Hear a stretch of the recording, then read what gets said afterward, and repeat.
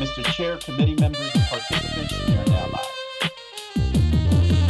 Good morning, everybody. Sorry for the delay, but today is Tuesday, December 5th, and this is the Committee on Streets and Services. I understand that state law currently requires that the following committee announcement be made at the beginning of every remote hearing as follows.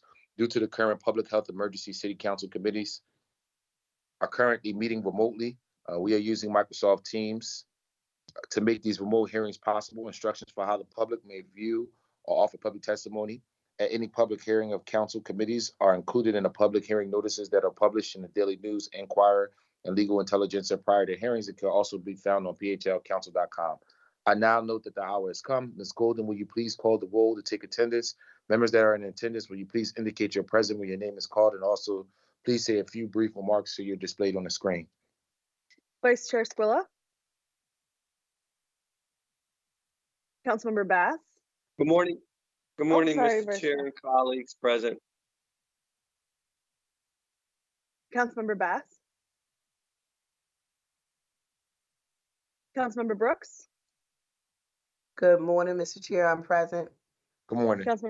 Councilmember Johnson.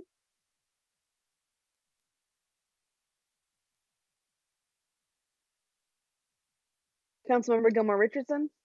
Good morning, Mr. Chair. Good morning, colleagues. I am present. Chair morning. Thomas. Good morning. I'm present. Thank you. Johnson, present. Excuse me, I had a phone difficulty. For the record, please note that Councilmember Johnson is present. A quorum of the committee is present. This hearing is now called to order. This is the public hearing on the Committee of Streets and Services regarding bills number 230602, 230784, 230856, 230763, 230842, 230843, 230834, 230836, 230860, 230861, 230862, 230863, 230848, 230849, 230853, 230772, 230775, 230777, 230769, 230828, 230781, 230852, 230841, and 230850. Ms. Golden, will you please read the titles of the bills that we will be discussing today? Bill 230602, resolution calling on the Committee of Streets and Services to hold hearings regarding traffic calming measures in the city of Philadelphia and the status of implementation of speed cushions, bike lanes, delineators, and other tools to decrease pedestrian injuries and fatalities, as well as property damage. Bill 230784, an ordinance amending Chapter 11708 of the Philadelphia Code entitled Traffic Calming Measures for Schools by authorizing the Department of Streets to additionally install traffic calming measures in the vicinity of senior housing, all other certain terms and conditions.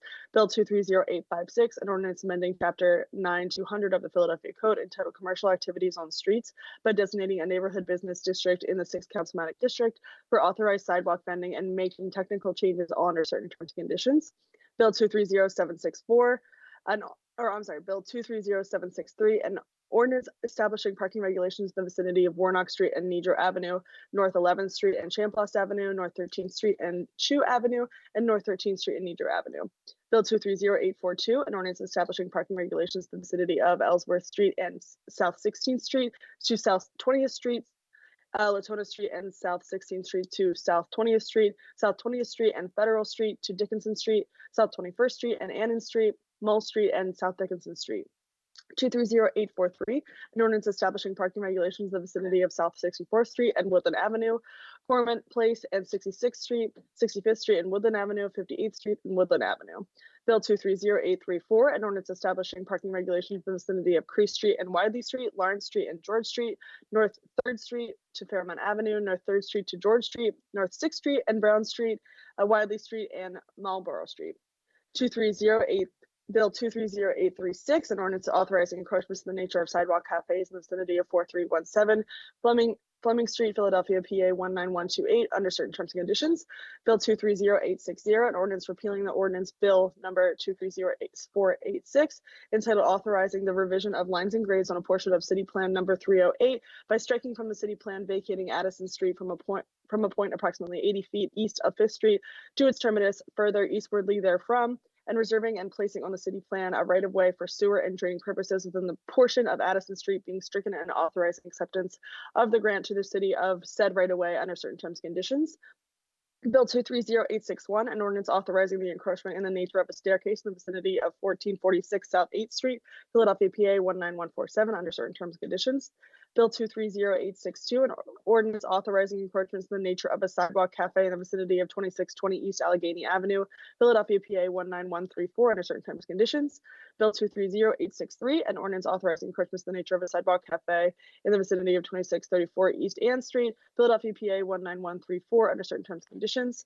Bill 230848, an ordinance authorizing the revisions of lines and grades on the portion of City Plan number 498 and 130 in the area lying north of Market Street and Palatine Avenue and west of 42nd Street by placing on the city plan Melville Street from Mandela Way to Holden Street to Melville Street to 45th Street, Nemea Way from Melville Street to Palatine Avenue, Bussey Street from Nemea Way to Haverford Avenue, Mandela Street from Melville Street to Bussey Street, 45th Street from Mandela Way to Holden Street, and St. Malachi's Way from Melville Street to Bussey Street, all under certain terms and conditions, including the dedication to the city of beds of said street being placed.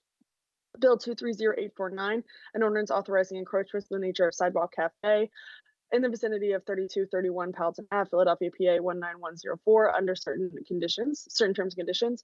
Bill 230853, an ordinance authorizing the striking of plan number 98 and 130 and vacating Bussey Street, extending northwardly from Holden to a cul-de-sac, and Holden Street extending westwardly from Palatine Avenue to a cul-de-sac under certain terms and conditions. Bill 230772, an ordinance authorizing the revisions of lines and grades on a portion of City Plan number 15S by placing on the city plan after Alter Street from 15th Street to 16th Street in order to conform more closely with existing conditions. Bill 230775, an ordinance authorizing the plotting upon City Plan number 157 and 226 of certain drainage areas located on either side of Erie Avenue between 3rd Street and Lawrence Street, and the relocation of portions of the curb lines of said Erie Avenue, all in order to conform with conditions established by the Commonwealth of Pennsylvania. Bill 230777, an ordinance authorizing the revision of lines and grades on a portion of City Plan number 226 by placing on the city plan an irregularly shaped area along with eastwardly side of 5th Street between Huntington Park Avenue and Bristol Street in order to conform with conditions established by the Commonwealth of Pennsylvania.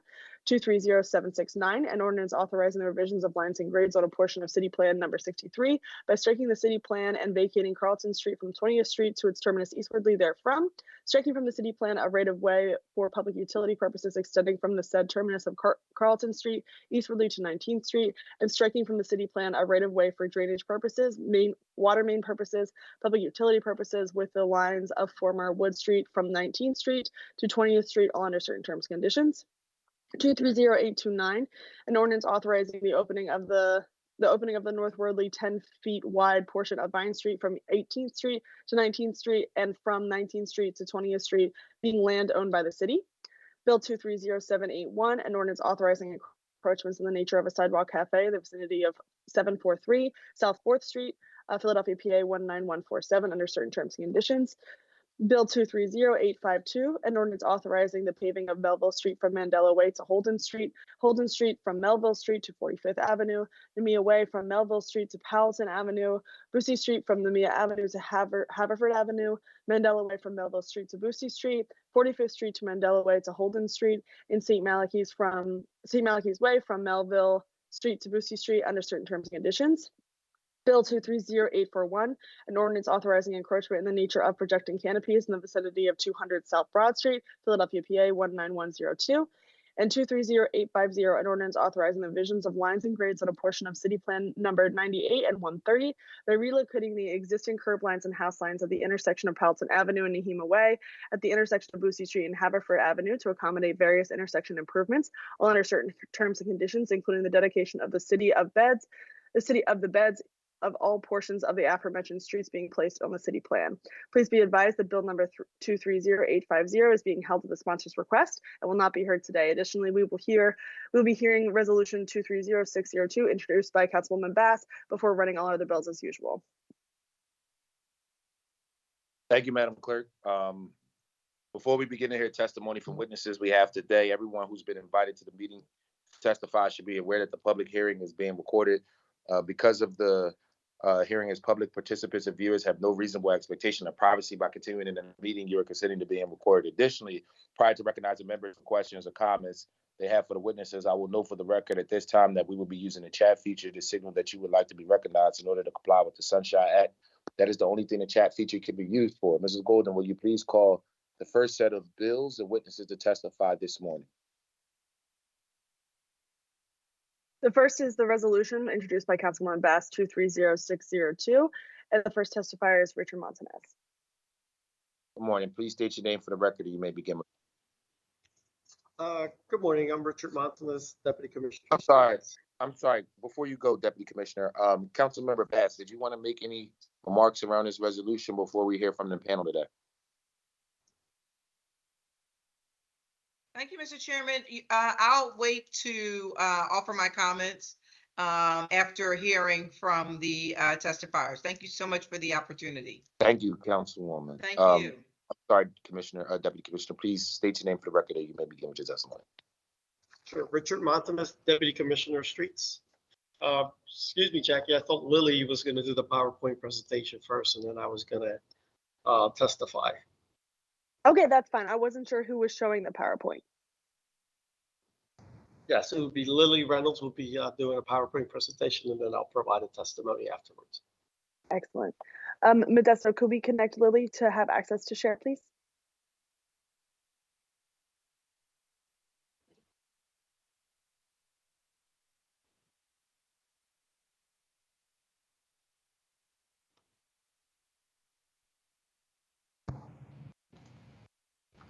Good morning.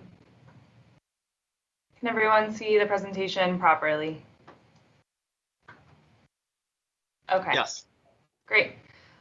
Good morning, Chairman Thomas and committee. My name is Lily Reynolds. I'm the Director of Federal Infrastructure Strategy for the Office of Transportation, Infrastructure, and Sustainability. Thank you for the opportunity to provide this presentation today with my colleagues, Commissioner Williams and Deputy Commissioner Montanez. I'm going to provide an update on the traffic calming program and some work we've been doing together with streets over the last months. So I'll get into the presentation now. This presentation has been distributed, I believe, with the committee prior to today's hearing. So traffic safety is an urgent problem in Philadelphia, and we know that speed is one of the top contributing factors, especially in severe crashes. This year, up until the end of August 2023, 84 people were killed on Philadelphia streets so far, and that number has continued to rise. And in last year, in 2022, 59 people were killed while they were walking on Philadelphia streets, and that number has increased from previous years. So speed cushions really has been proven to slow speeds and reduce crashes. Also is a very cost-effective method for calming traffic and reducing vehicle speeds. And compared to other tools, it's relatively a quick design, which is partly why Streets has really been using this tool more and more in recent years. It's a central part of the city's Vision Zero strategy. And in 2023, following the City Council action by Councilmember Phillips, Streets has increased installation of these speed cushions, especially around schools. So this action included installation of speed cushions around 50 public, private, and charter schools in Philadelphia that were identified as high need areas. Prior to that, actually starting in 2022, Streets and Otis had partnered together to review the resident request program for traffic calming and were successful in obtaining a $300,000 grant from the Operation Transformations Fund, which is administered by the Chief Administrator's Office. And this grant was used to really look at the existing program and proposed program updates. We've been working on this over the last 2 years and have included in our project team 311, Office of Information and Technology, especially those teams within Streets Department. We did a best practice review of peer cities, and we also had interviews with council and staff. So when we spoke with council, we heard some feedback about the current program, especially related to resident requests. So residents did not feel informed throughout the process, and that was an area for opportunity for improvement. The eligibility requirements, so which streets residents could request speed cushions on, was not always easily understood. And there was also sometimes confusion with the speed threshold and the mismatch of what resulted in a speed study versus public perception of acceptable speeds on those streets. At the time in 2022, there was more demand for this program than capacity, and that continues to be the case. And then there was also discussion about a need for program to install other types of traffic calming, not just speed cushions, and just really thinking through the resident request process and streamlining the resident request process. Speaking with staff, staff had indicated that rubber speed cushions were less effective than asphalt speed cushions and needed more maintenance over time. They also indicated that speed studies were sometimes completed for streets that were ineligible because speed studies were completed for all streets that were requested, and that sometimes speed studies were repeated in the same location. For example, if a speed study was completed and the resident said, well, you know, you didn't come at the time that school let out, or you didn't come on a Saturday morning, sometimes those speed studies would be repeated. So all of this was just opportunities for us to look at ways to streamline using a one sort of request process. So the existing program, we found that there was residents didn't have a way to track their requests once they made the request. Again, that there was lack of clarity about what was eligible. Requests were reviewed by the city on a first come, first served basis. A petition from neighbors was required at the time of submission, which is time intensive for residents to go speak with all of the neighbors and get petition signatures, and especially if the request will later be denied. And a speed study was conducted for all streets, which was time intensive for city staff. So we've been working together on some updates to this program just to make it easier to follow as a resident and easier for staff to prioritize requests, knowing that we have more demand than we can meet. So this program is proposed to operate through Philly 311. Residents can submit and track requests through that platform and would receive updates on their requests as it moves through the process. Philly 311 team is prepared to have their staff be trained on the new program and how to respond to requests, and that would be through both the mobile app, through the web browser, and through receiving phone calls at 311. We have a map that can be published for eligible neighborhood streets, just providing more transparency so folks can see before they submit the request, is this location even eligible for the program? And if someone does submit a request on an ineligible street, they would receive a note that it was ineligible and the request was closed. Locations would be prioritized using safety data that we have, using our crash data that we currently have for all streets in the city, as well as data on things like community places, so those pedestrian generators like schools. We have data on that can indicate higher priority locations. We've proposed to change the order that a petition is requested from the resident, so that once the location has passed through staff review and has been sort of given the green light as a priority location, at that time, then the requester would receive notification and be asked to submit a petition for the location to advance to construction. And then finally, Streets Department will determine the need for speed studies on the locations and conduct them as needed. So this is the new process. Residents in step one would see a map on phila.gov. They would submit and track the request through 311. The street block location would receive a preliminary score based on existing data. Streets Department staff reviews those highest scoring street blocks for physical feasibility. At that point, would reach out to the resident requesting the speed cushion for a petition, and then upon completion of and receipt of the completed petition, would work to design and install the speed cushion, and also record these new locations in the city's GIS system. So, want to be clear, there are many more requests for speed cushions than Streets Department has the ability to handle. And that has been true for several years and continues to be true now.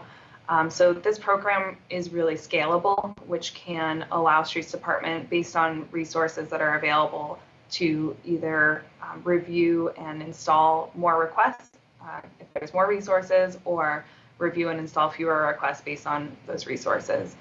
So for example, if there's 50 locations each year, staff can use the prioritizations tool to look at the top 50 locations and work to evaluate and process those locations, or if there's those locations, or if capacity is for 20 locations per year or 100 locations per year, depending on resources, the program can be scaled.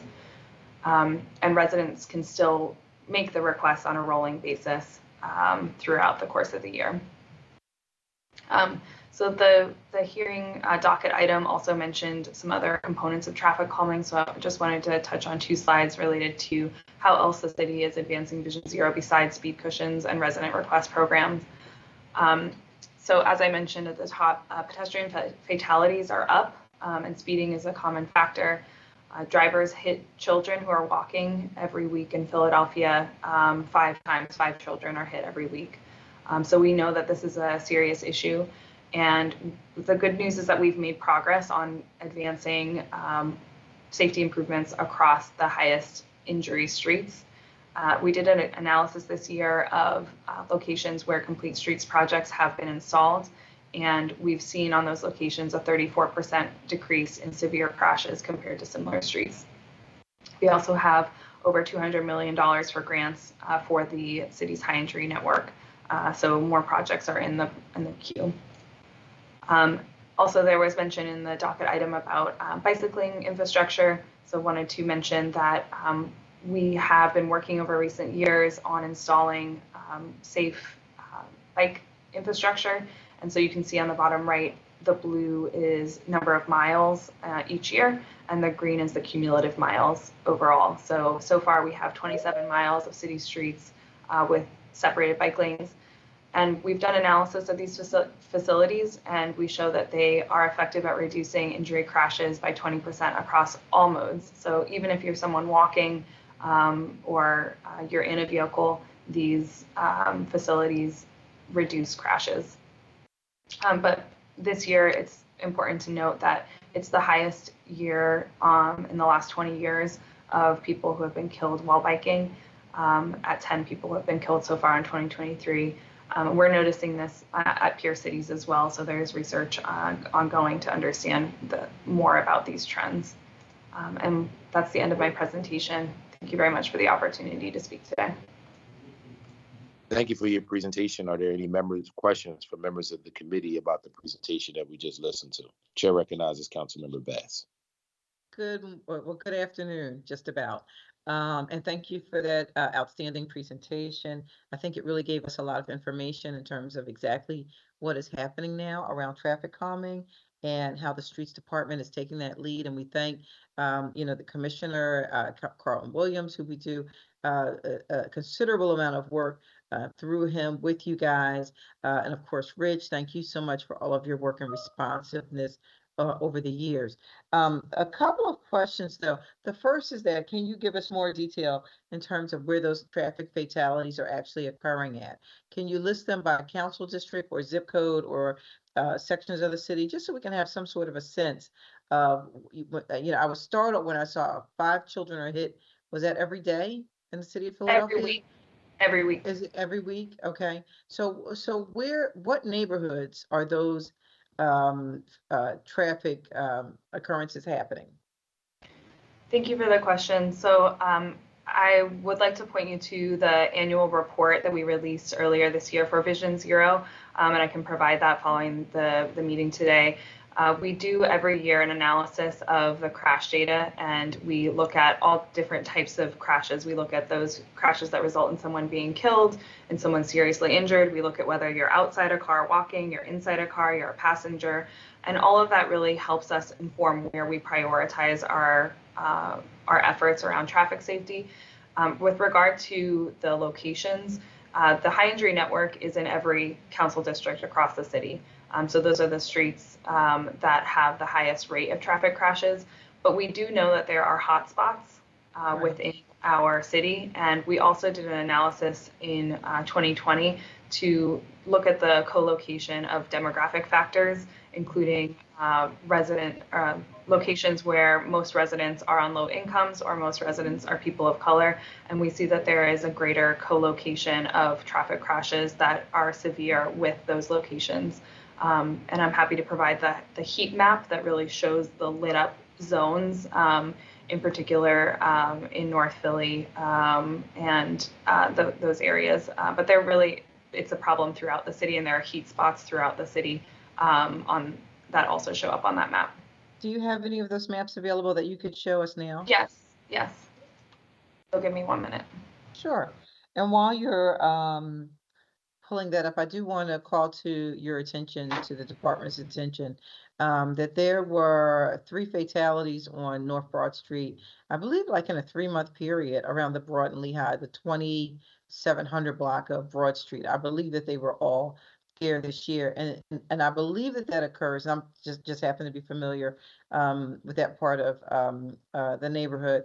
But it's sort of like a hump when you're coming northbound traveling on Broad Street. When you come from, I guess it's Cumberland, the block before, when you come to Lehigh, as you're traveling north, there is, you basically, you can't, there's almost like a cliff, like you can't see over the hump. And if someone is walking or crossing the street against the light, then they are in grave jeopardy, especially if you are speeding, because there's really no opportunity for you to slow down or to take note that, like, oh, somebody's in the street before it's too late, because you can't see before you approach. And I'm wondering, because I noticed there's no speed bumps on Broad Street. Is that something that's a possibility?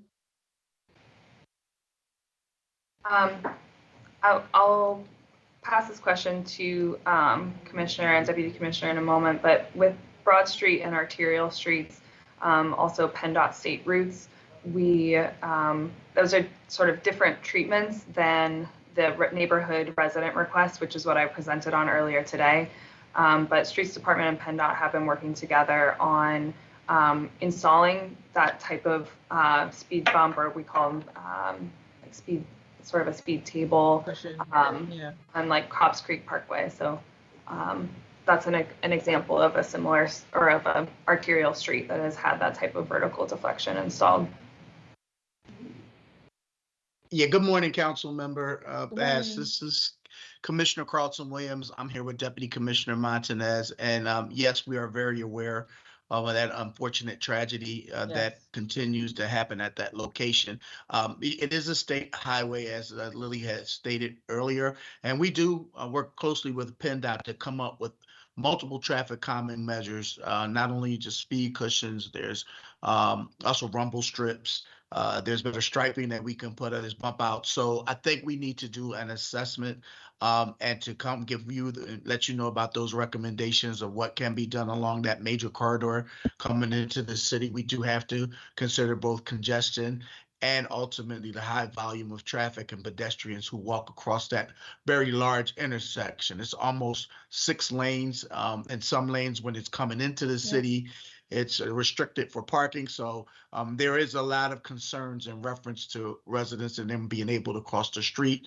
As you know, Deputy Commissioner Montanez has put in place countdown timers to help residents understand where they are in the street crossing process, so that they don't linger in the streets too long. But ultimately, we need to do more, and I think we need to take a look at some other recommendations that we can take to PennDOT to try to stop this type of activity, so that we can save lives. Rich? Well, thank you, Commissioner. I'm glad to hear that. I'm hopeful that we could get a plan from your office you know, in the next few months, if you, you know, and I know that these things take time, these studies take time, but I do think that there should be a sense of urgency, just because I think 3 fatalities in 3 months really is sending a signal to us that something is really wrong here, something is happening. And that's not counting other people who may have just been injured. And those are the 3 that I know about. That's not, you know, I'm sure that's not everything in terms of what's happening along that particular corridor. So if we could get a commitment from your office to have a speed study done and really a plan of action within the next few months. Absolutely. We will sit back and meet with PennDOT and have that discussion and ultimately give you our recommendations to what we can place at that location and throughout Okay. all up and down that major corridor. Great, great. I also introduced a bill to call for speed cushions in front of senior housing facilities. And you know, I know that we haven't moved on that just yet, but can you tell me, are there currently, do you know if there are any speed cushions that are in front of senior housing or senior centers? Because again, this is another vulnerable population that really can't, you know, like can't in many cases move as quickly as the traffic flow is coming. Do we have any sense of that? Rich, do you have any idea if we have? I know we didn't specifically if they are near senior centers. It's not there because we specifically designated. It's because of the street was recommended for that. But that is something just like we did with schools and we want to do with recreation centers. Those high volume locations where people are constantly traveling are locations, and why we wanted to put this process in place where we didn't have to do the long tenuous studies is just makes common sense that because they're vulnerable populations, elderly have to park across the street, children constantly playing around parks and recreation centers, and of course, you know, the number of people that travel to and from schools for our safe routes, these Sure. things should just be automatically done. So that is one of the things that we should also maybe take a look at as well. I'll let Deputy Commissioner Martinez also follow up with his comments. Thank you, Commissioner. Richard Montanez, Deputy Commissioner of Streets. Yes, Council Member, there are some speed cushions around senior center living. However, it just happens to be that they coincided with some of our school initiatives, and that's why I they're see. placed in areas Okay. where senior living is happening. Okay. All right. Can you just briefly touch on, and I don't know if you can do it this briefly, what makes a street eligible? People are always asking me, you know, is my street eligible? How can my street become eligible for getting speed bumps, speed cushions, you know, any sort of traffic calming measures? Is there any sort of a quick and easy formula or sheet that we could have, or graphic that we could pass out to our constituents to help them get a better understanding of what is, you know, eligible, what is ineligible, and even though it's eligible, it's not overnight. Is there any sort of a infographic that you think you can provide that would help the public get a better understanding? Sure. I'll pass it over to Lily. I think the purpose of us trying to streamline this process will help people understand how to apply for speed cushions in their neighborhood. So we wanted to make it easier for them to understand what it takes. Prior to that, as you know, council member, because I know you were frustrated with the time it takes for us to be able to respond back to a speed study, although it is effective because it does measure the volume and the speed of cars that's coming through a particular neighborhood at a specific time. And if it exceeded by a certain limit above and beyond what the speed limit was, then it became eligible. But then ultimately, people didn't know where to go and where they're, you know, at what time that it was going to get installed, what was the schedule. I think what we're trying to do with this process is to make that much more transparent and easier for people to be able to understand how to apply and if they're automatically eligible by being on one of those high injury network places, that they would see where they are in terms of a timeline and schedule for being placed on the list for doing so. So I think that's one of our goals, to be able to, the purpose of our hearing, being able to testify today. Thank you again for bringing this up for the residents to understand, is to be able to make a process that's much more easier for people to follow. I think that would be fantastic. I know, Lily, did you have that information in terms Yes, of I did. where? I'll share my screen in just a moment with the map you requested, and to your request about a communications package or some easily digestible information for your offices to be able to hand out to residents. We're working on that right now, and we can definitely distribute that. And then we'll also have the eligibility map available on the website. And that way people can actually click on and see what the eligibility status is of those locations. And, I think that there will still be many, many more requests than Streets Department can do in 1 year. So that's why, like Commissioner was saying, that using those, the data or like the pedestrian generator locations will be used to prioritize those locations. So let me just pull up, I'll show 2 different maps. This is a map that we published in 2022 that shows 5-year crash data on city streets, and the heat map you can see of the higher density of these locations. Really, in the highest sort of density is in North Broad and along the boulevard. I was going to say that looks like Broad Street. So that yellow, which is the highest density, that's North Broad Street. Yes.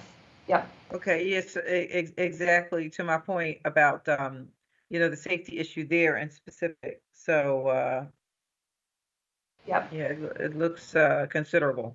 And then in this was a year ago's report, but in the most recent report, like every year, we do show all of the locations where there has been someone killed in red or seriously injured with that sort of orange dot.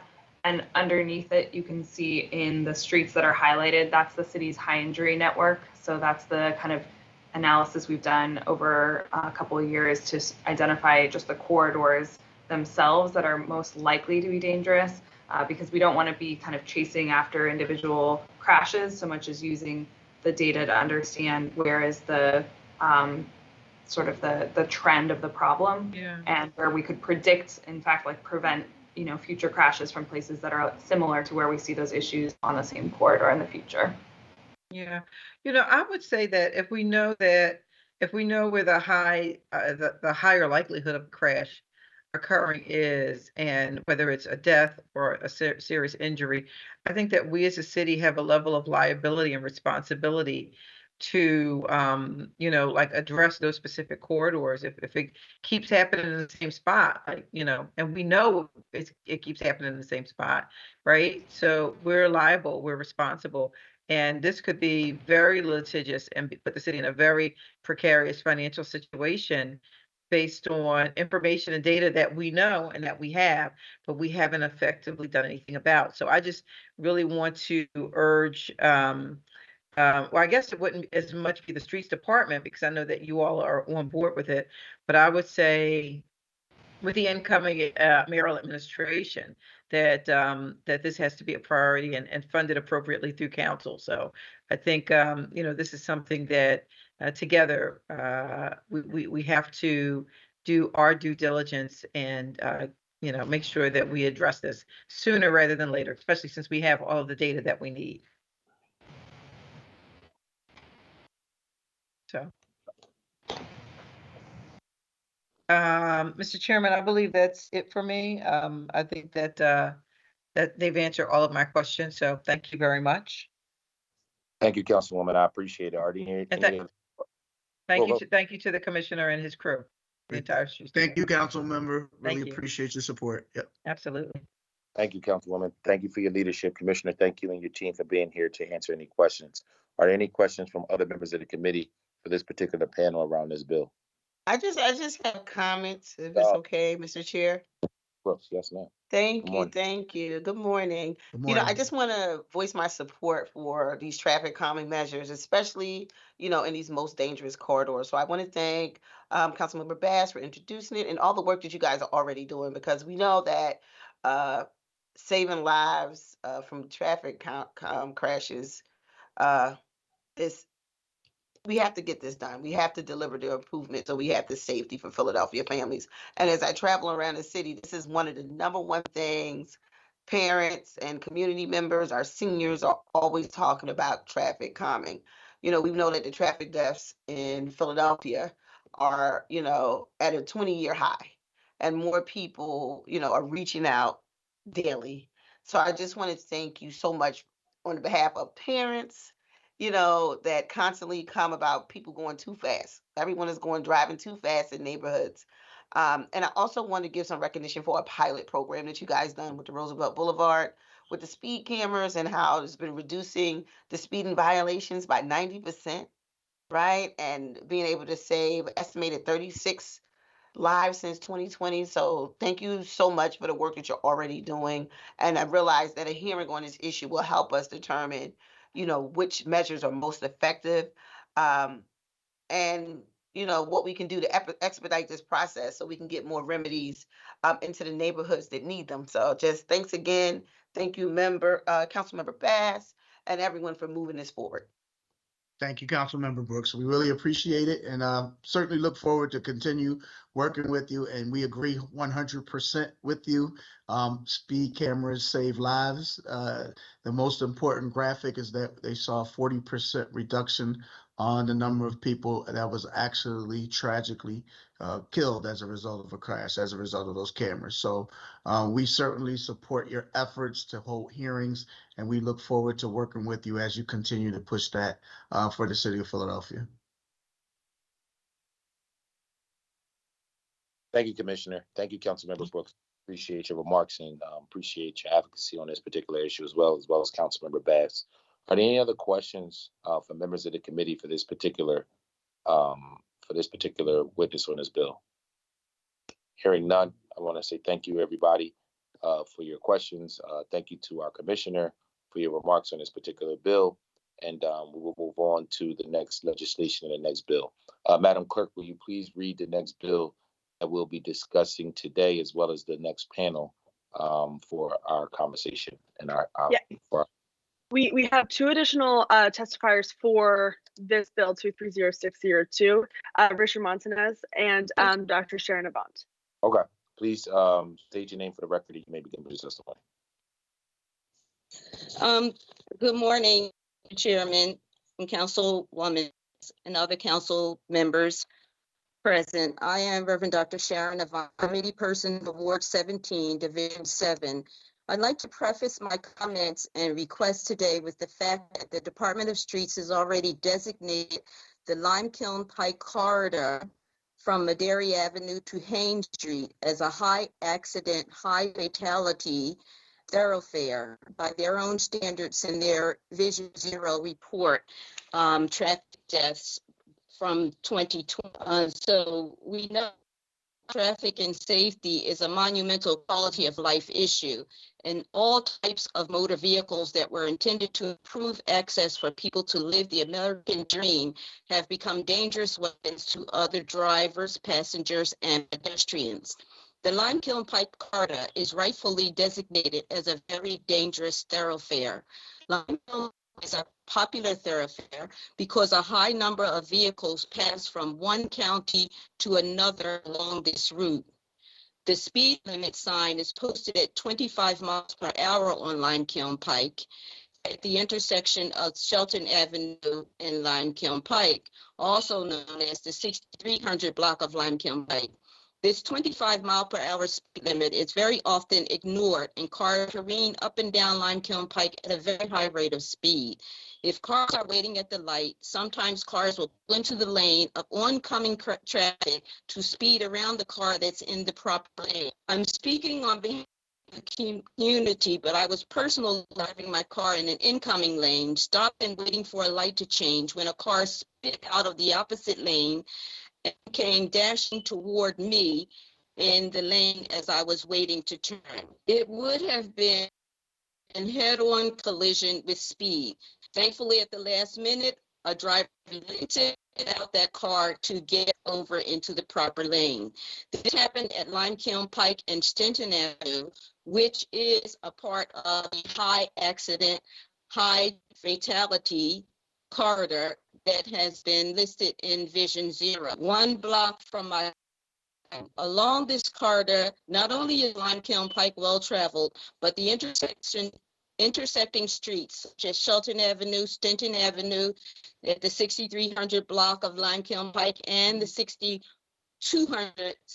and 6300 block, New Haines Street, are well-known, heavily traveled, dangerous intersections. We are very much in need of speed cushions and any other means of slowing these vehicles down as soon as possible. We have people crossing the street who are toddlers, school-aged children, senior adults with limited mobility, with and without assistive devices. Some people using walkers look for a place to cross the street, but they can't walk that fast. So they need time, and the speed of these cars is fearful. Some cars turn so fast and rapidly that they can't possibly know whether they will encounter a pedestrian or another vehicle around that corner. People face emotional trauma while simply walking through their own neighborhood. The young people from Building 21,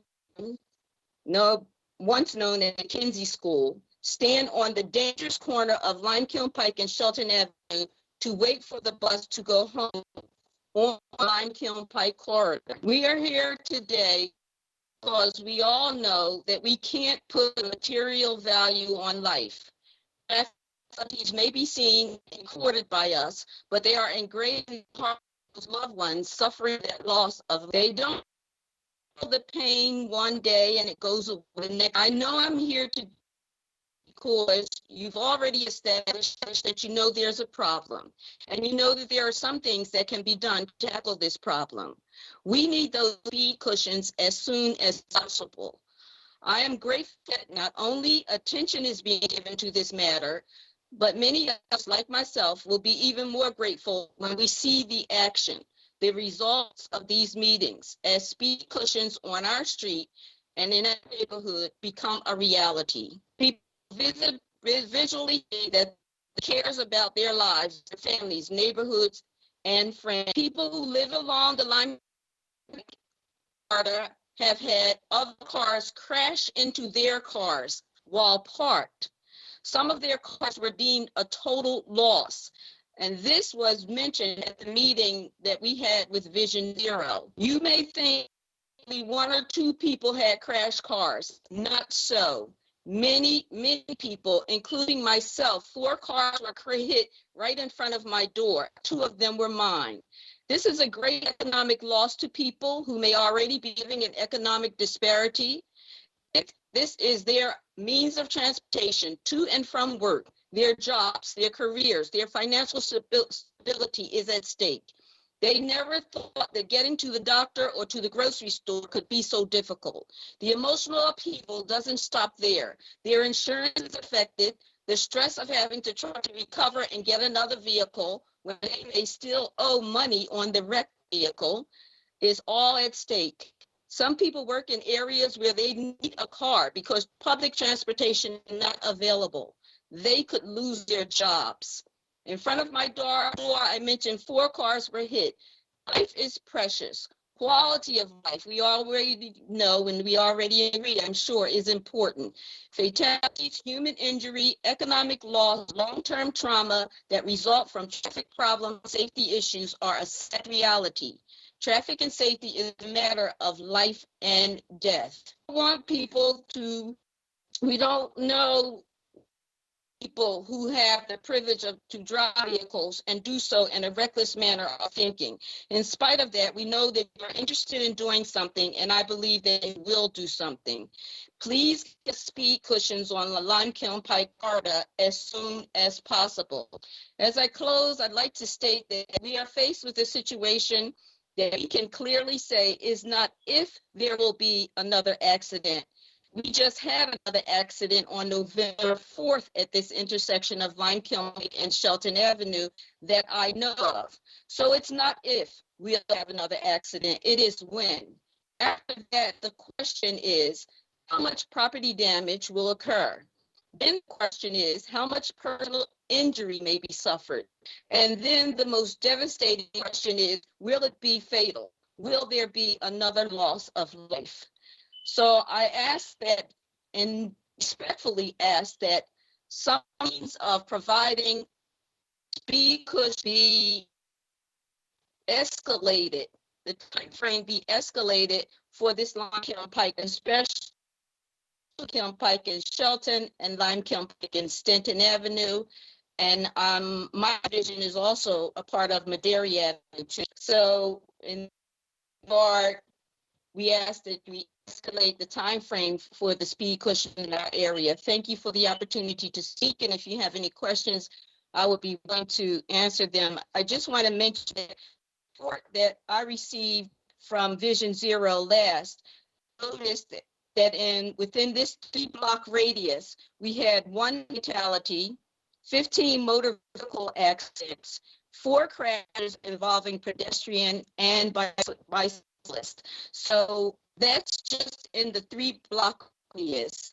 So I understand that we are dealing with an area that I believe, and I hope that you believe, that the escalation of time for the speed cushions would be highly considered. If you have any questions, I'd like to ask if you would cite me your questions. Thank you for your testimony. Are there any questions from members of this committee for this particular witness? Hearing none, thank you for your testimony. Thank you for your advocacy and your volunteer efforts as it relates to making Philadelphia a better place. Reverend Doctor, we definitely appreciate it. Madam Clerk, will you please call the next witness and the next... Thank you so much. Thank you, ma'am. Will you please call the next witness and next set of bills for us to be heard before the committee today?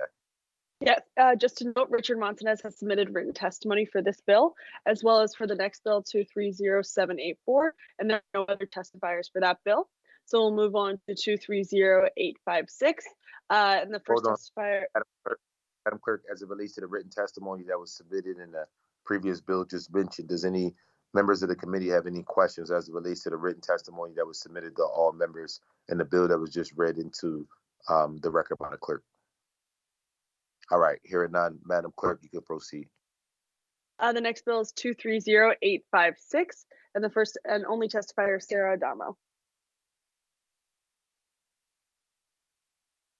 Good afternoon, Chairperson Thomas and members of the Committee on Streets and Services. My name is Sarah Adamo, and I'm the Legislative Affairs Manager for the Department of Licenses and Inspections.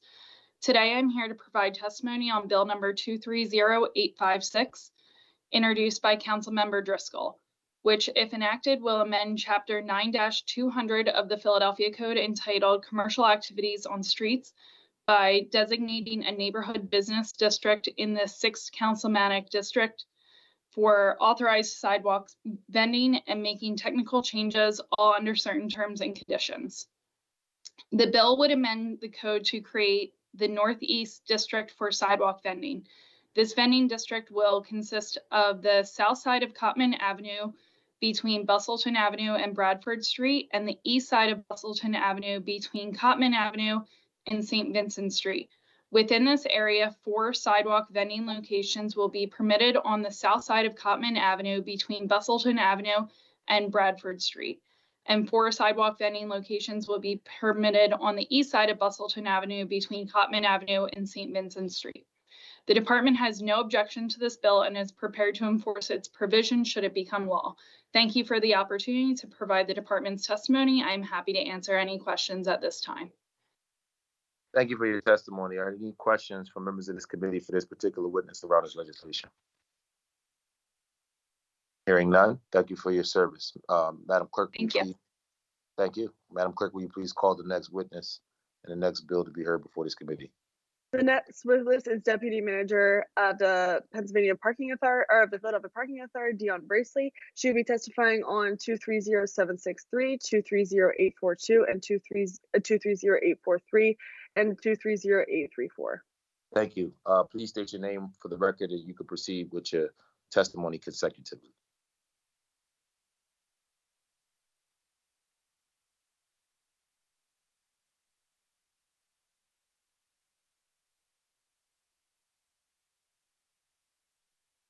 Deanna, are you present?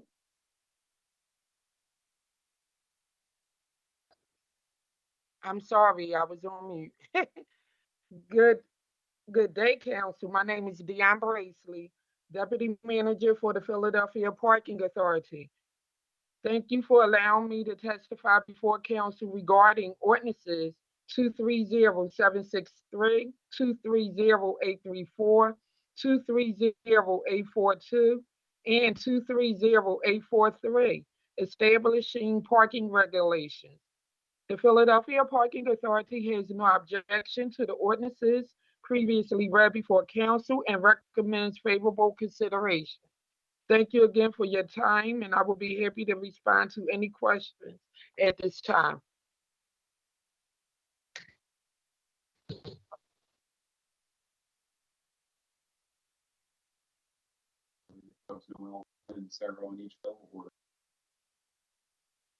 Councilmember Thomas, I believe that's all for those bills.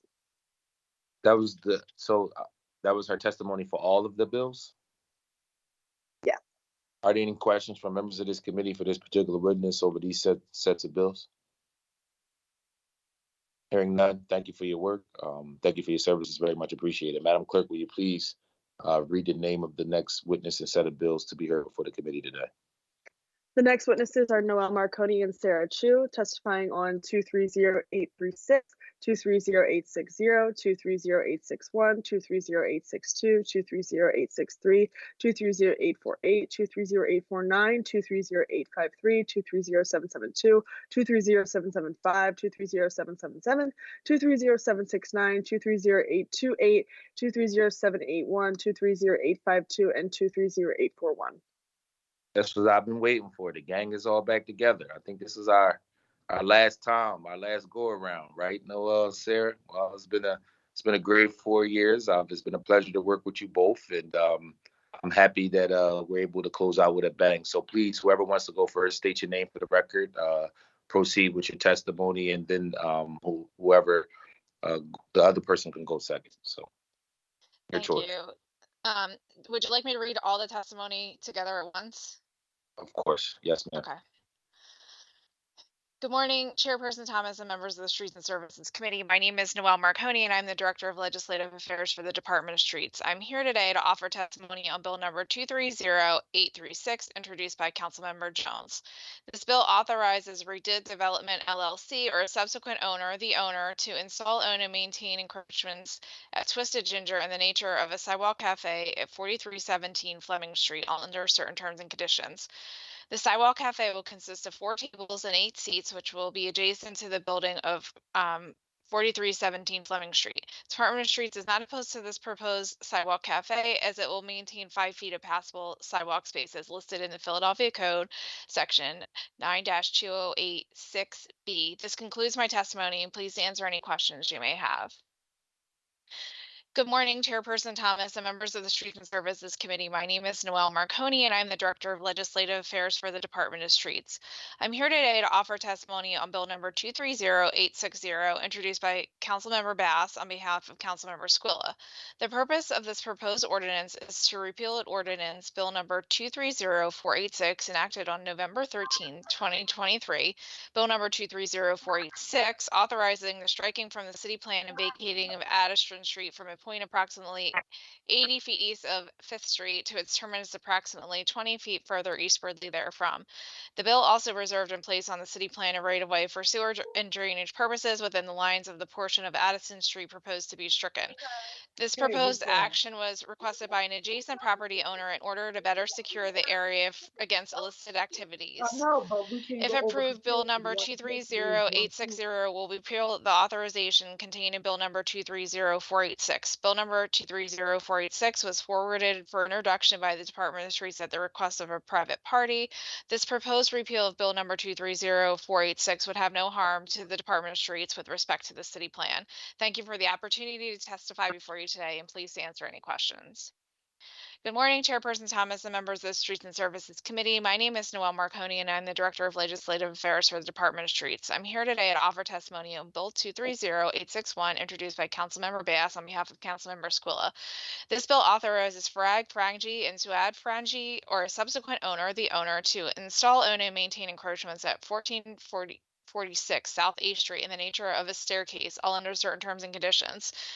This encroachment includes a staircase located adjacent to the building of 1446 South 8th Street and will encroach of a distance of approximately 3 feet towards the south along the north footway of Dickinson Street. The Department of Streets is not opposed to this bill as it will maintain the 6 feet of passable sidewalk space, which meets the complete streets minimum width. This concludes my testimony. Please answer any questions you may have. Good morning, Chairperson Thomas and members of the Streets and Services Committee. My name is Noelle Marconi, and I'm the Director of Legislative Affairs for the Department of Streets. I'm here today to offer testimony on Bill 230862, introduced by Councilmember Bass on behalf of Councilmember Squilla.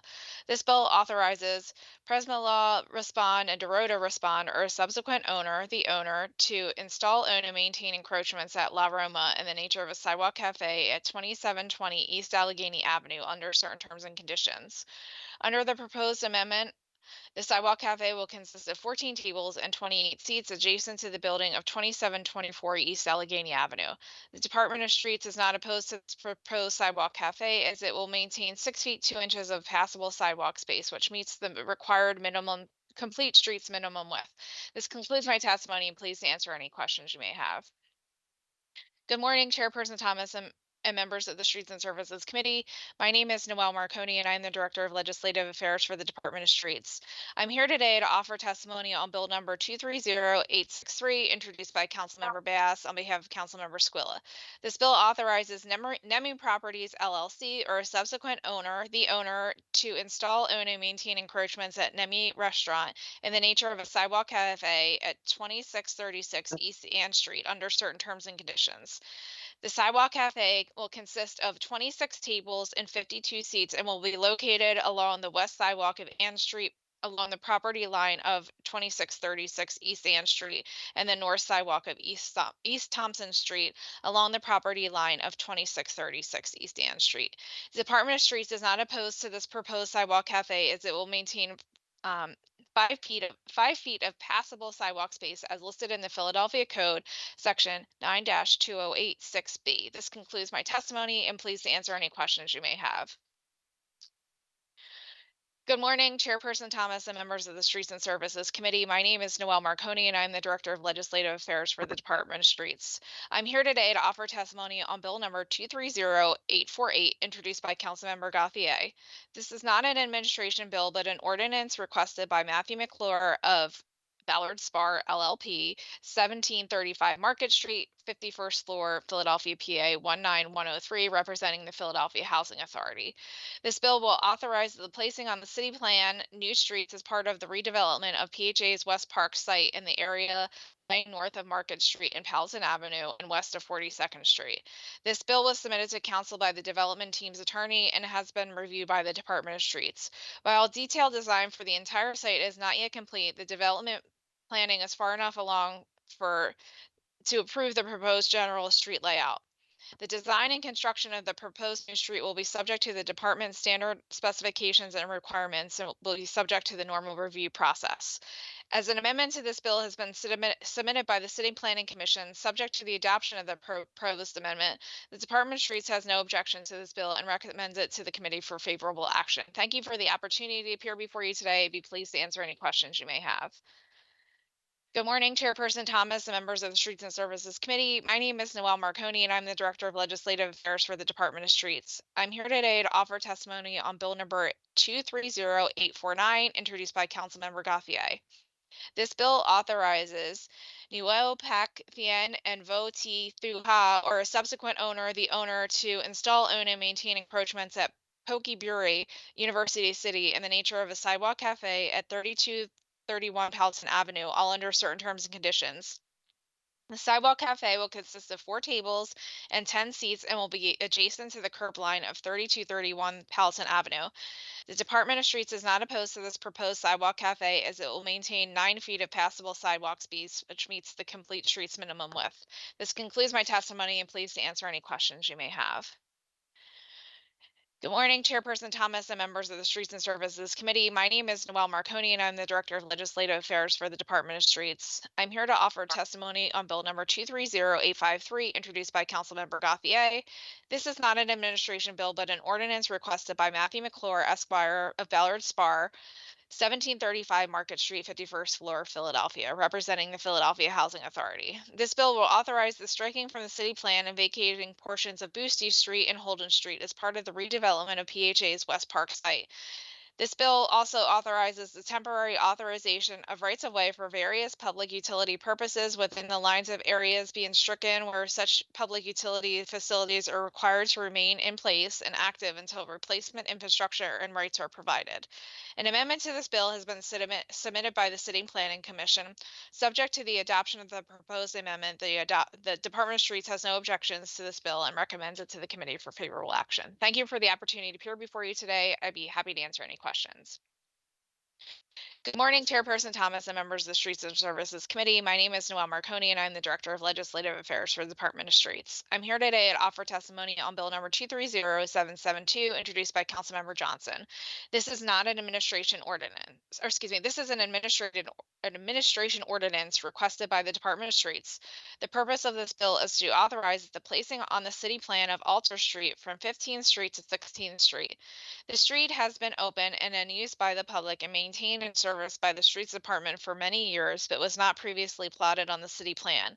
The purpose of this action is to clarify the status of Alter Street as a city street in order to provide for proper zoning enforcement and permitting and ensure the continuance of city services at this location. The Department of Streets has no objections to this bill and recommends it to the committee for favorable action. Thank you for the opportunity to appear before you today. Be happy to answer any questions. Good morning, Chairperson Thomas and members of the Streets and Services Committee. My name is Noelle Marconi, and I'm the Director of Legislative Affairs for the Department of Streets. I'm here today to offer testimony on Bill number 230775, introduced by Councilmember Lozada.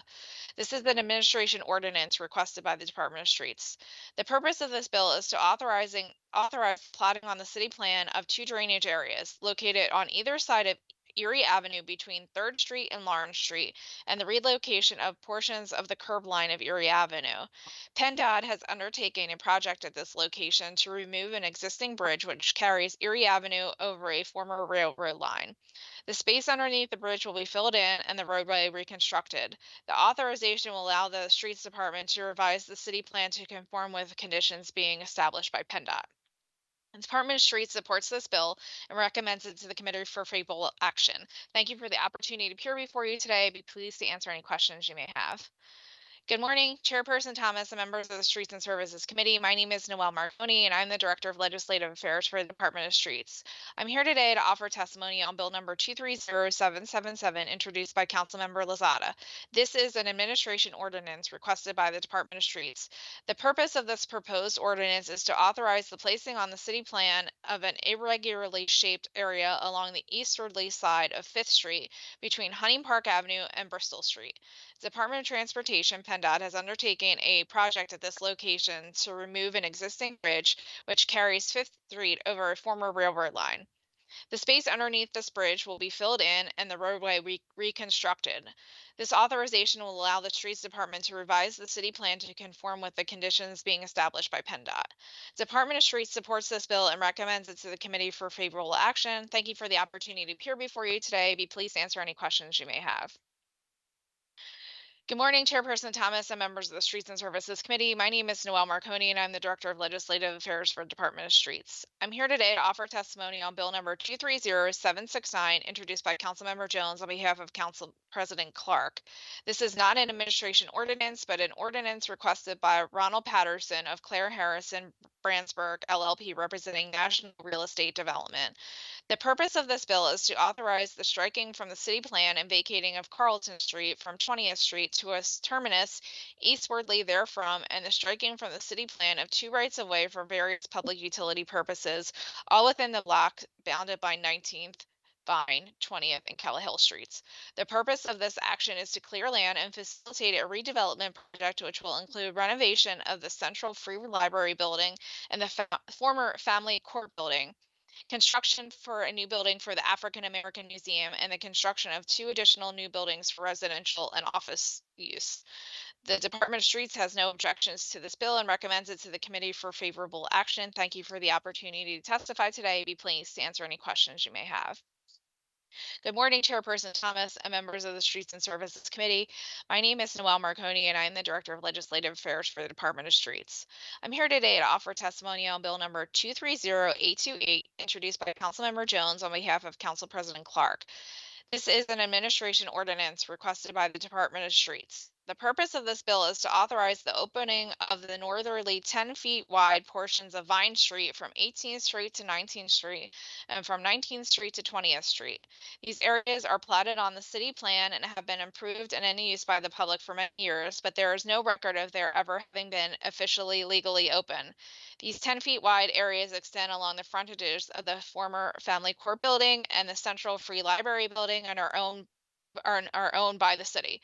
Both of these properties are in the planning stages of proposed renovation and redevelopment, and it is desirable to clarify the status of these portions of Vine Street as being part of the legally open public right-of-way. The Department of Streets supports this bill and recommends it to the committee for favorable action. Thank you for the opportunity to appear before you today. Be pleased to answer any questions you may have. Good morning, Chairperson Thomas and members of the Streets and Services Committee. My name is Noelle Marconi, and I'm the Director of Legislative Affairs for the Department of Streets. I'm here today to offer testimony on Bill number 230781, introduced by Councilmember Squilla. This bill authorizes Fly Properties, LLC, or a subsequent owner, the owner, to install, own, and maintain encroachments that fits on 4th in the nature of a sidewalk cafe at 743 South 4th Street, all under certain terms and conditions. Under the proposed amendment, the sidewalk cafe will consist of 4 tables and 8 seats and 2 benches adjacent to the building of 743 South 4th Street. Department of Streets is not opposed to this proposed sidewalk cafe, as it will maintain the minimum 6 feet of passable sidewalk space, which meets the required complete streets minimum width. This concludes my testimony, and please answer any questions you may have. Good morning, Chairperson Thomas and members of the Streets and Services Committee. My name is Noelle Marconi, and I'm the Director of Legislative Affairs for the Department of Streets. I'm here to offer testimony on Bill number 230852, introduced by Councilmember Gauthier. This is not an administration bill, but an ordinance requested by Matthew McClure of Ballard Spar, representing the Philadelphia Housing Authority. This bill will authorize the paving of new streets to be constructed as part of the redevelopment of PHA's West Park site. This bill was submitted to Council by the development team's attorney and has been reviewed by the Department of Streets. The design and construction of the proposed new streets will be subject to the department's standard specifications and requirements and will be subject to the normal review process. Department of Streets has no objections to this bill and recommends it to the committee for favorable action. Thank you for the opportunity to be here before you today. Be pleased to answer any questions you may have. Good morning, Chairperson Thomas and members of the Streets and Services Committee. My name is Noelle Marconi, and I'm the Director of Legislative Affairs for the Department of Streets. I'm here today to offer testimony on Bill number 230841, introduced by Councilmember Johnson. This bill authorizes the 200 South Broad owner or subsequent owner, the owner, to install, own, and maintain encroachments at the Bellevue in the nature of projecting canopies, all under certain terms and conditions. These encroachments include a total of 2 columns for projecting canopies, 1 building access ramp, and 2 planters to be located along the west sidewalk of South Broad Street along the property line of 200 South Broad Street. The Department of Streets is not opposed to these proposed encroachments, as they will maintain the necessary amount of passable sidewalk space, which meets the required complete streets minimum width. This concludes my testimony, and please answer any questions you may have.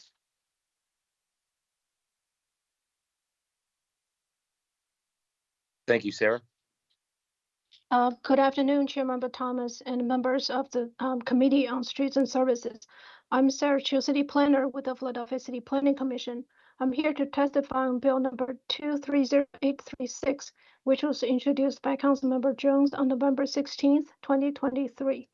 This bill will allow an open-air sidewalk cafe at 4317 Fleming Street. The Planning Commission staff has the following concerns about this legislation.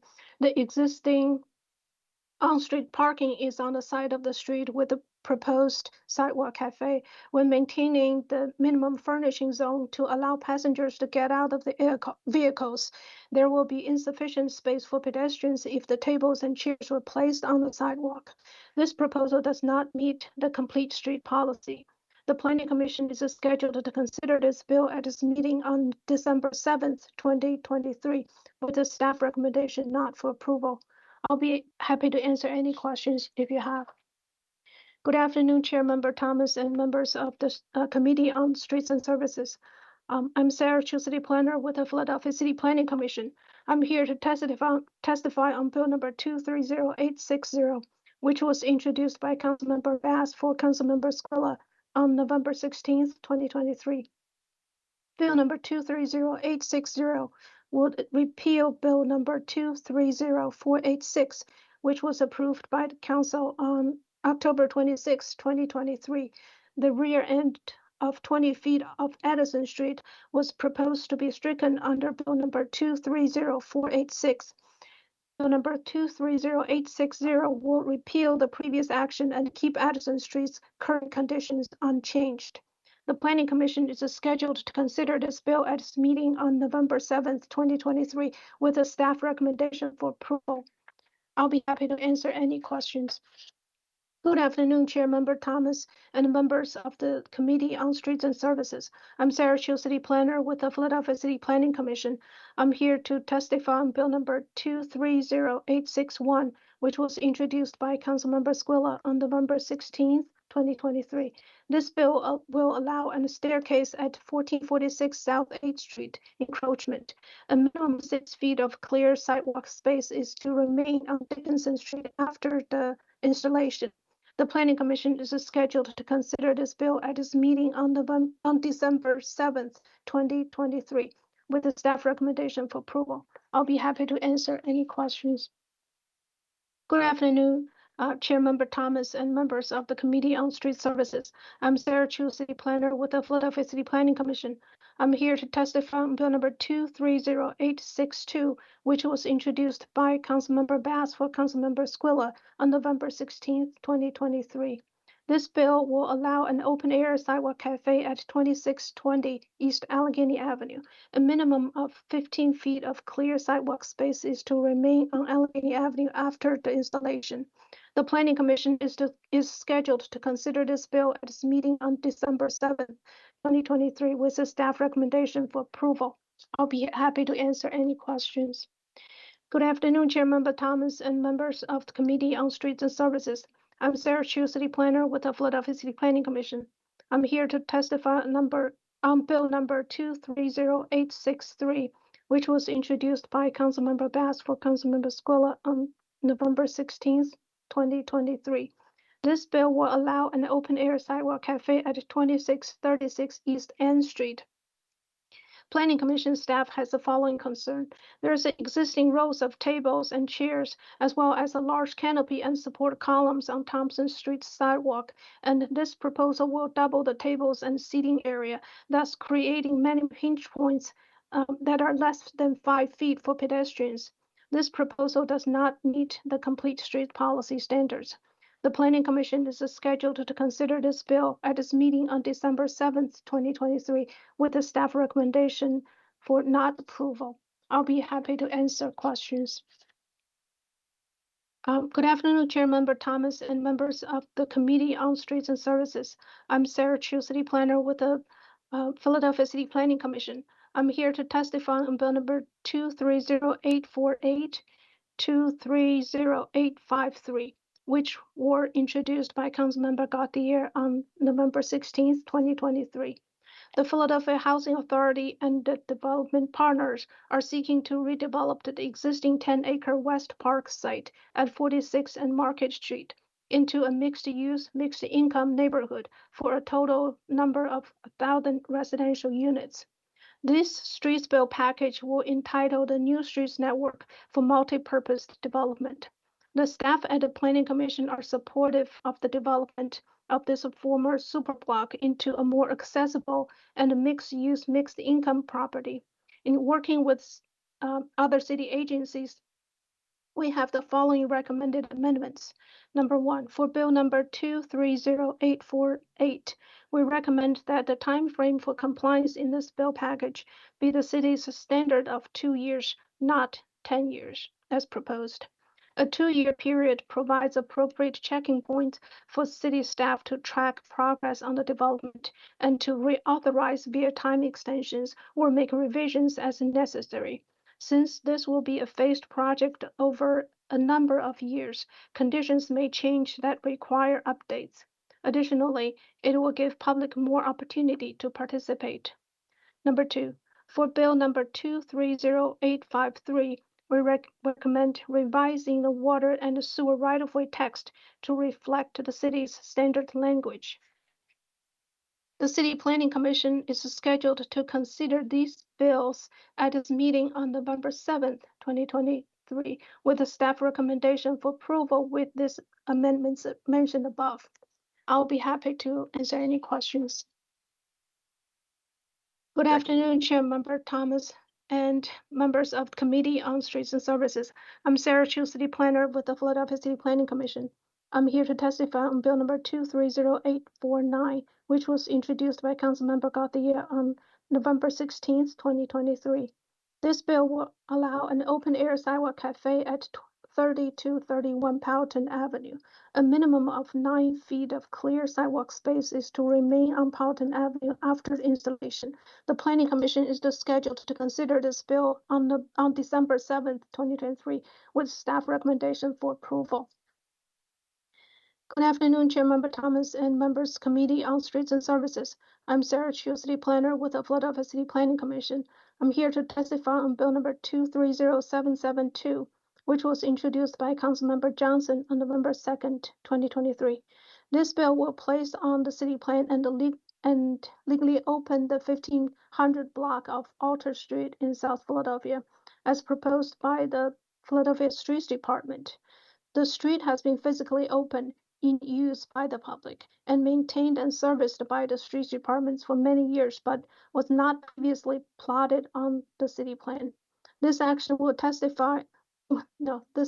clarify the status of Alter Street as a city street to provide proper zoning enforcement and permitting to ensure the continuity of city service at this location. The properties abutting 1500 block of Alter Street are proposed for IRMX rezoning in the Philadelphia 2035 South District Plan by the Planning Commission in 2015. Recognizing the street on the city plan will help facilitate the desired development by removing obstacles to zoning permits. The Planning Commission at its meeting on November 16, 2023, recommended Bill number 230772 for approval. Good afternoon, Chair Member Thomas and members of Committee on Street Services. I'm Sarah Chu, City Planner with the Philadelphia City Planning Commission. I'm here to testify on Bill number 230775, which was introduced by Councilmember Lozada on November 2nd, 2023. This bill will authorize the placement of 2 drainage areas on the city plan, located on either side of Erie Avenue between 3rd Street and Lawrence Street, and the relocation of portion of curb lines of Erie Avenue. PennDOT has completed the project at this location to remove the existing bridge that carries Erie Avenue over a former railroad line. The space underneath the bridge was filled in and the roadway was reconstructed. This authorization will allow the Streets Department to revise the city plan to conform with the conditions established by PennDOT. The City Planning Commission at its meeting on November 16, 2023, recommended Bill number 230775 for approval. Good afternoon, Chair Member Thomas and members of the Committee on Street Services. I'm Sarah Chu, City Planner with the Philadelphia City Planning Commission. I'm here to testify on Bill number 230777, which was introduced by Councilmember Lozada on November 2nd, 2023. This bill will authorize the placement of an irregular-shaped area along easterly side of 5th Street between Hunting Park Avenue and Bristol Street on City Plan. PennDOT has undertaken a project at this location to remove the existing bridge that carries Fifth Street over a former railroad line. The space underneath the bridge will be filled in and the roadway will be reconstructed.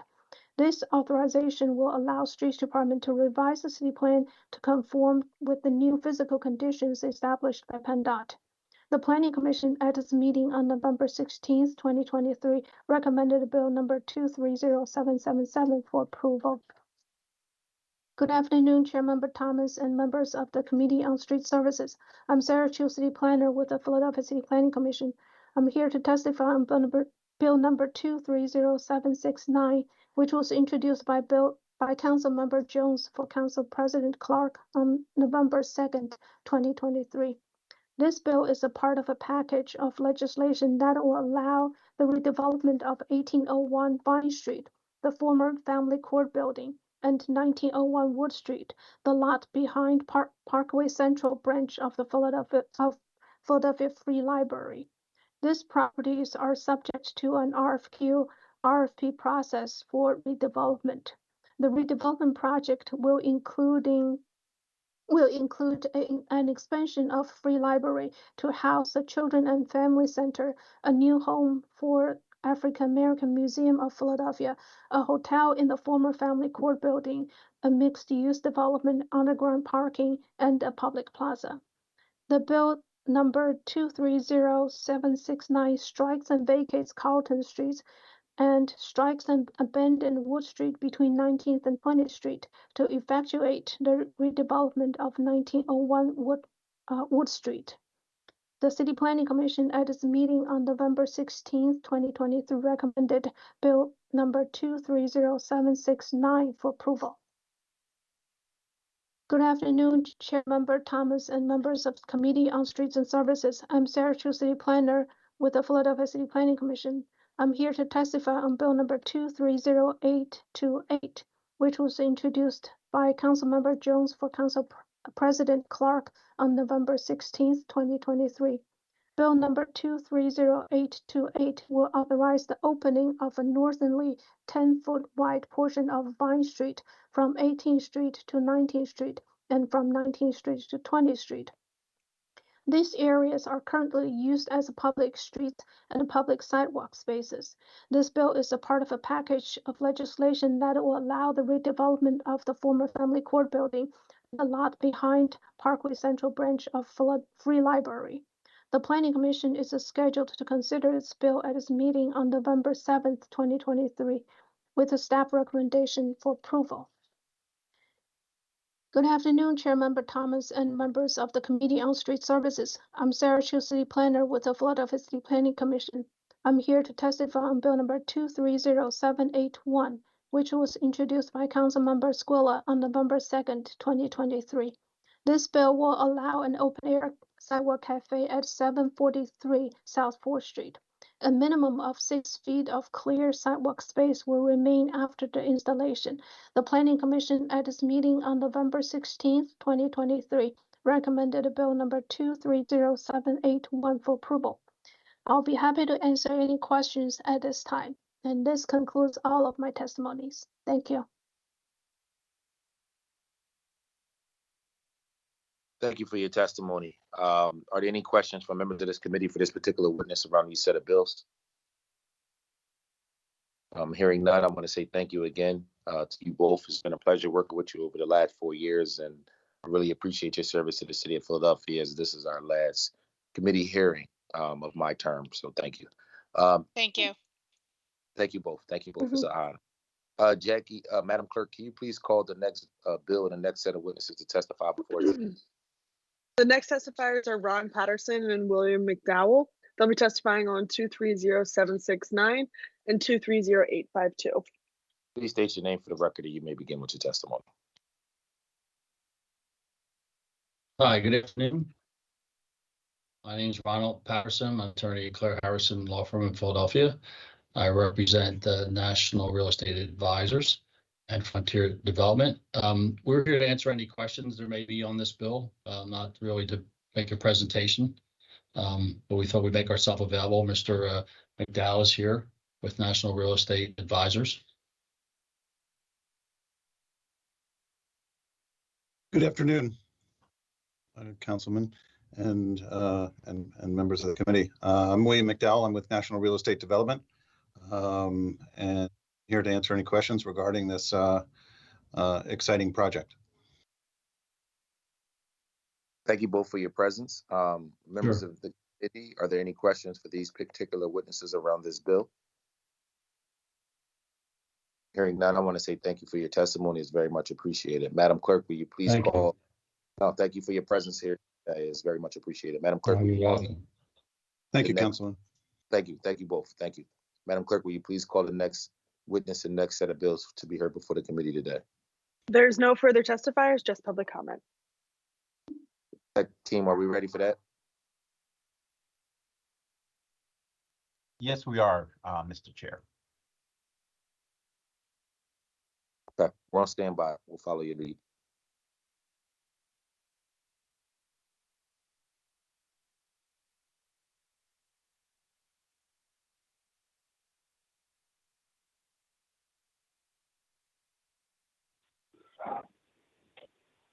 Hello? Hello? Hi, are you connected? Connected to who? This is the hearing on streets and services. Oh, okay. You want me to go online and get connected? You can go ahead and state your testimony right now. Please state your name at the beginning. Okay. My name is James Wood. I live on the 400 block of East Ashmay Street, Philadelphia, Pennsylvania, 19144. We're having a lot of problems on my block with the speeding. Mostly coming out of the townhouses at the end of the block. We live on a dead-end street. With the drug dealers speeding up and down the street. It's been 2 real bad accidents. The last one was a 5-car accident. It was really bad. Coming out my street and somebody coming around the corner. Also, the dirt bikes up and down the street. So it's been a real problem. It's only a matter of time if one of the children get hit. We have a lot of children on our block. What I've been doing is block capping. I've been trying to keep the street cleaned, and I've posted signs, but they're ripping them down. You know, one of the things I did notice, even though I'm asking for the speed bumps, our street probably needs to be repaved first, because there's a big hump in the middle of the street. Some of the neighbors had their, I guess, gas turned off, and they left it a mess on our street. So I looked at that also. So it's been a real issue on our block with the speeding. It's been going on for a couple of years now. So I've been complaining for like 3 years, and now this is the first I've been able to get a meeting. You know, I spoke to Richard Montanez, the commissioner of the Streets Highway, I think. He was going to put them in May. Then he changed his mind and said July. I spoke to his office about a month ago, and he said, "Oh, I'm still working on it." He wouldn't even get on the phone to speak to me. So he's just been stringing me along. I don't know what else I can do, but our street is very bad with the speeding. I guess the accidents are recorded from the 14th district. That's what the police officer said. You know, he told me that I could use that as a report. So I just don't want no fatalities with the little kids or anything. It's only a matter of time before somebody gets hit. So that's all I have. Thank you for your testimony. Madam Clerk, will you please call our next witness to testify today? The next witness is Patrick Monahan from the Bicycle Coalition. Patrick, thank you for being here. Please state your name for the record, and you may proceed with your testimony. Do I need to stay on? Nope, you can disconnect, Mr. Wood. Disconnect. Thank you. Okay, thank you. Hello? Hello? Hi, please state your name and begin your testimony. Hello? Can you hear us? Are you connected? I can hear you. Can you please state your name and begin your testimony? My name is Marvin Price. Okay, Marvin, and what bill are you testifying on today? I'm not sure the bill number, but I live at 6101 Morris Street, Germantown, in Cindy Bass District. Mm-hmm. And you can begin your testimony. Okay. Well, good morning, everyone. I'm calling on behalf of the residents here at the 6101 Morris Street. It's a senior facility, senior building, and we have a serious problem with traffic in this area. It's on Walnut Lane and Morris, the intersection of Walnut Lane and Morris Street. Most recently, November the 23rd, November 25th, there were two different accidents. One where a truck overjumped the curve right at the bus stop where the seniors wait for buses. And it went down the embankment towards the at the Tulpehocken station. No one was injured except perhaps the driver, I'm not sure, but none of the residents that live here were injured on that occasion. I've lived here 3 years, and there's been at least 15 or 20 accidents since I've been here. One of our residents was struck by a car, senior resident, remember, and broke his back and had to be hospitalized, and he still walks. He cannot walk without support. This is a very dangerous intersection because it coming from Wayne Avenue, and if you're coming from the other direction, which is from the Wissahickon Avenue, it's a bit of a hill as well as a curve at the same time. So the seniors trying to cross the street and the cars zooming back and forth, the seniors can't be seen, and it takes them a little longer to cross the street. One of the problems here is that you have to hit the button in order to get the light to change from red to green so you can cross. So that residents or people who travel this road all the time see the light always green. I've lived here over 3 years, about 3 years, and I've never had to stop at that light. That's how constantly it is green for the traffic as opposed to changing intermittently. There have been accidents because the bus stop right on the corner of Morris and Walnut Lane, it's an area where you can't see around the bus to come out of Morris Street to turn. And even if you did, because of the hill, the traffic in the other direction can't see you, and the traveling cars from Wissahickon are coming at such a rate that they can't stop in time when you're trying to get out there. There's also a problem that there's no bus shelters. We've talked to SEPTA about trying to get bus shelters in there, and because they put them up, but they said they've been knocked down 3 or 4 times because of the accidents, so they're not putting them back up there. There are also no, even if the bus shelters were there, there's nothing to stop a car from careening out of control and striking the seniors who are waiting there for a bus, either to try to get home or to try to get to the supermarket. So this is a real serious problem that we've been faced with here, and it have people so afraid to even travel on SEPTA that they stay in their apartments. People are food insecure sometimes, so they don't go grocery shopping because they're afraid to get out there and try to cross the street to catch a bus to go to the grocery store. So the tenant council here, we work with residents. We try to help feed them sometimes when we can, but it's just a difficult problem. And because this is a senior facility, we think that it should be designated as such. Speed bumps, change to a normal traffic light, put up signs that indicate this is a senior area. This is a major, major problem. People have been living here 15, 20 years or more and tell me about numerous accidents that have occurred.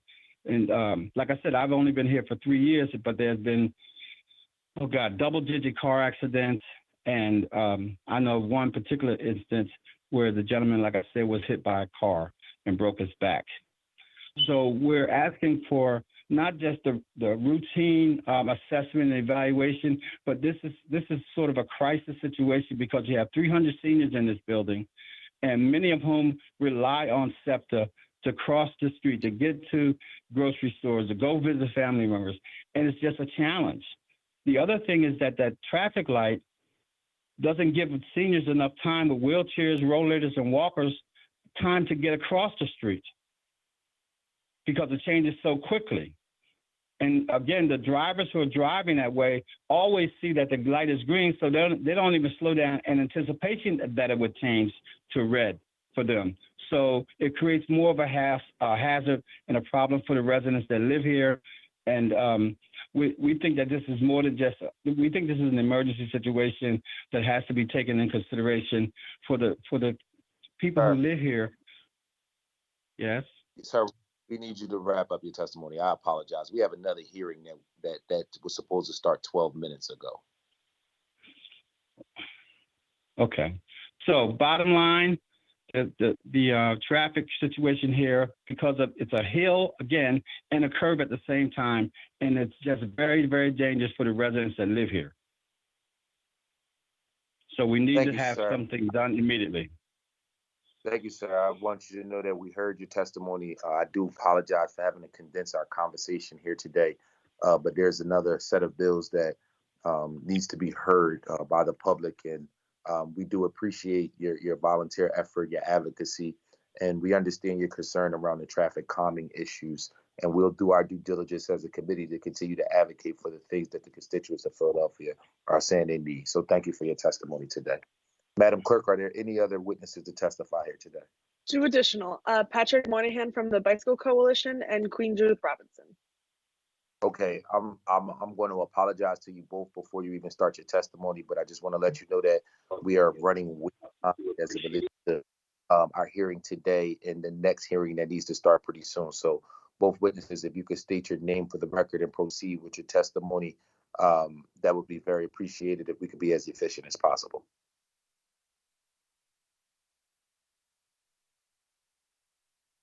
Madam Clerk, can you call Ms. Patrick?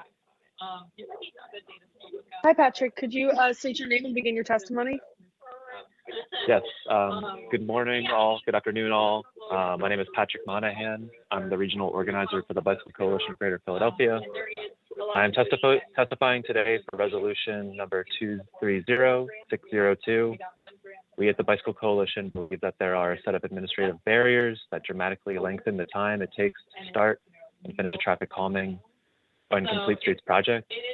In the case of removing a travel lane or changing parking lanes for bike lane or other traffic calming measures, currently the traffic code requires that the district councilperson introduce an ordinance permitting such an action. This gives the council member the ability to halt or delay a safety project regarding of community engagement, traffic study, or funding that may exist. We can provide a June 15th, 2011 letter from the city solicitor to the Nutter administration that states unequivocally the Home Rule Charter, the Philadelphia Code, and START Vehicle Code together authorize the city through the street department to establish bike lanes on city streets and to place bike lane markings on the streets. We believe city council approval in this process delays and adds cost to the process of improving safety of city streets.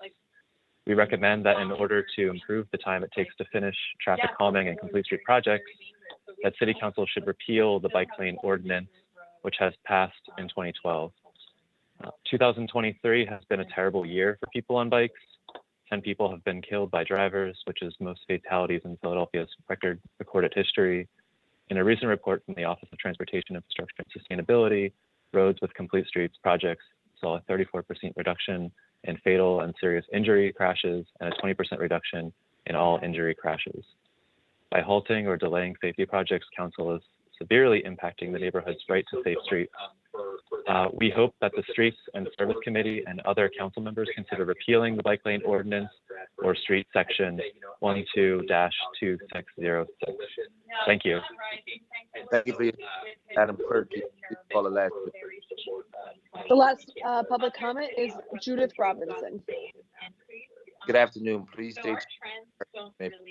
You're not testifying. Please mute. But we just haven't been able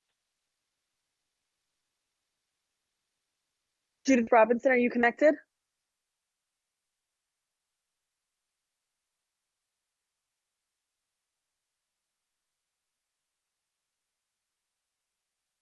Modesto, any luck connecting Judith Robinson? You have reached. Judith Robinson. Please leave a message after the tone, then press. I'm sorry, we received a voicemail. Thank you. Are there any other questions or comments from members of the committee as it relates to this particular bill? Are there being no other questions or comments from members of the committee? And no other witnesses to testify here today, I will ask that if there's anyone present in this hearing whose name has been filled the call that wishes to testify, would you please speak now? Hearing none, I want to thank all panels and witnesses for their participation today. We value your opinions. Now I invite all panels and witnesses to please disconnect from the meeting before we go into our public meeting. We will now pause proceedings briefly to allow multiple people to disconnect. This concludes the public hearing of the committee. And we will now go into the public meeting and consider action to be taken today on the bills that was just discussed. Mrs. Golden, will you please call the roll to take attendance? Members that are in attendance, will you please indicate that you're present by saying aye, and please give a few brief remarks so your picture is displayed on screen. Vice Chair Squilla. Councilmember Bass.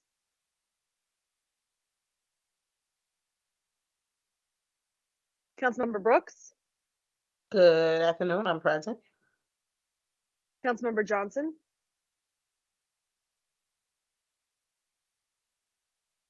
Councilmember Gilmore Richardson. Good afternoon, Mr. Chair and colleagues. I am present. Chair Thomas. Present. Thank you. A quorum of the committee is present. I apologize. I didn't hear my name called.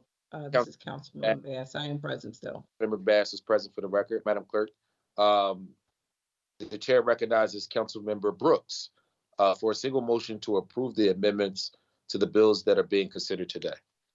Thank you, Mr. Chair. I offer an amendment to bill numbers 230-862, 230-848, 230-853, and 230-781. A copy of amendments have been circulated to all members of the committee, and I move that these amendments be approved. Can I get a second? Second. Thank you. It's been moved and properly second that the amendments to the bills just read by Councilmember Brooks be approved. All those in favor will signify by saying aye. Aye. Aye. Aye. Those opposed, motion carries. The chair again recognizes Councilmember Brooks for a single motion on the bills that are being considered today. Thank you, Mr. Chair. I move that bills numbers 230-602, 230-784, 230-856, 230-763, 230-842, 230-843, 230-834, 230-836, 230-860, 230-861, 230-862, 230-863, 230-848, 230-849, 230-853, 230-772, 230-775, 230-777, 230-769, 230-828, 230-781, 230-852, and 230-841, including any amendments that have been just approved, be approved by this committee with a favorable recommendation, and further move that the rules of council be suspended to permit first reading of these bills at the next session of council. Second. It's been moved and properly second that the bills just read by Councilmember Brooks, including the amendments that have been approved today, be reported from this committee with a favorable recommendation, and further move that the rules of council be suspended to permit the first reading of these bills at the next session of council. All those in favor will signal by saying aye. Aye. Aye. Those opposed, the ayes have it. The motion carries. This concludes our committee on streets and services. Thank you, colleagues, for your patience, and thank you to the listening public for your participation in today's Streets Committee. Have a good day, everybody. Thank you. Thank you, Mr. Chair.